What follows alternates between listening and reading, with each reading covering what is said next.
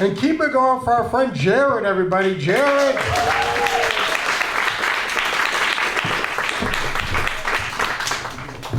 Salutations.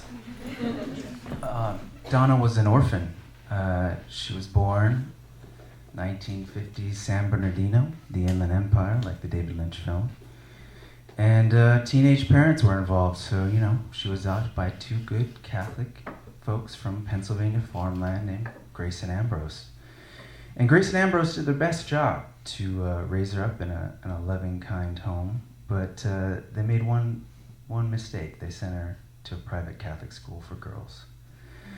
And at this private Catholic school for girls, Donna had the faith beat out of her with rulers.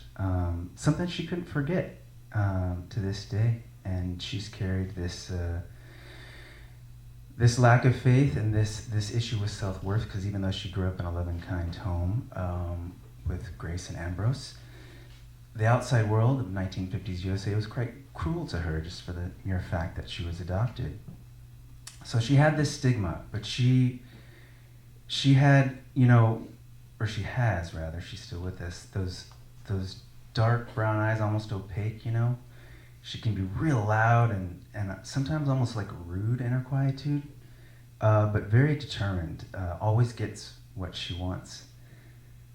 And in terms of getting what she wants, she found herself with her AA in nursing for the first time all by her lonesome out in San Diego, California, in the disco era. So she decided to celebrate at a discotheque, and who does she meet? 6'1", green-eyed kraut named Leonard, trained oil painter from Chicago, dropped out, became a bouncer, and wanted to service his dancing shoes at the same time. So in short order, she was sold. They got married in a small Catholic ceremony, and they decided to go on a cross-country adventure together. They stopped in Chicago, where Leonard was from, to visit the fam. And while they were driving to Chicago, she got nauseous. And she was like, yo, I can't go hang out with your art school dropouts at School of Art Institute of Chicago, sorry. She stayed behind with his sister, Michelle, another nurse. And Michelle was like, Donna, just take a test, you know, like a pregnancy test. And so, you know, late 70s, this took like 5 hours to get the results. But they had another surprise in the crossroads, and that was my soft baby booty. And Leonard's response when he came home was, you took out your IUD. And just previous to that, his father came home drunk from work, and this is Donna's first time meeting him. And he overhears him ranting in the kitchen to his wife, Esther, oh, this couldn't be, Leonard's gay, there's no way. And, you know, some other words were said besides that, but she kind of got the gist of like, oh, this is maybe what he thinks about, like, starting a family, you know, it's like, I can see why he's not into it. So they made it to Walt Disney World, which was the final destination, recently opened. And they were divorced by the dawn of the new decade. So, you know, those years, just me and Mom, and she was like, all right, I need a summer gig. And she took on this gig at a Jewish camp outside of Los Angeles. And there she met a camp cook, you know, a plumber from West LA. His name was Mike. And Mike, if you can imagine like a Jewish Super Mario brother mixed with like the humor of Cheech Marin, you kind of get the vibe of Mike. He was obsessed with me, thankfully. And he taught me how to kiss with my nose, fish. You could tell I was a vegan before I knew by the way I baited hooks, AKA not trying to stab them.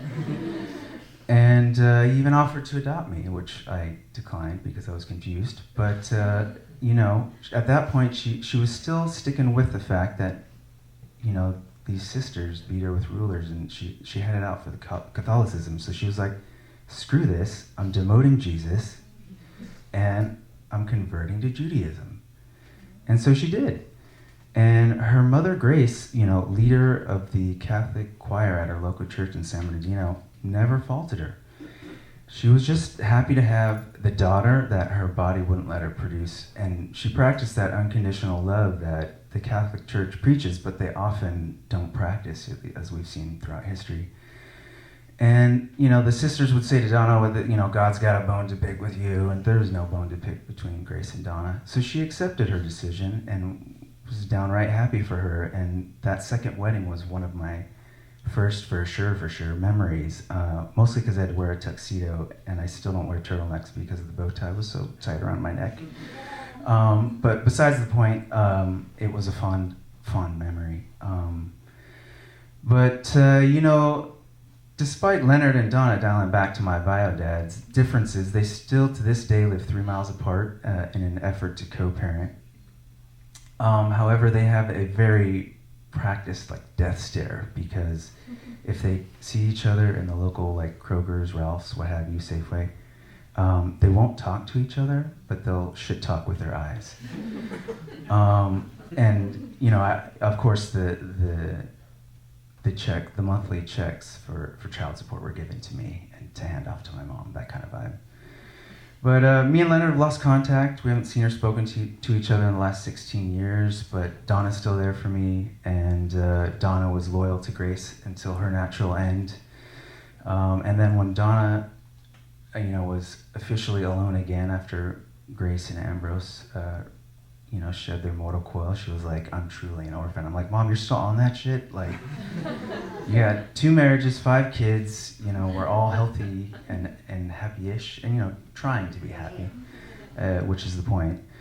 And, you know, she's still going through it. So now we often talk about our therapists, and we've been talking lately about how those years between her marriages, where it was largely just the 2 of us, the one thing Leonard and Donna could agree on was like an appreciation for the blues.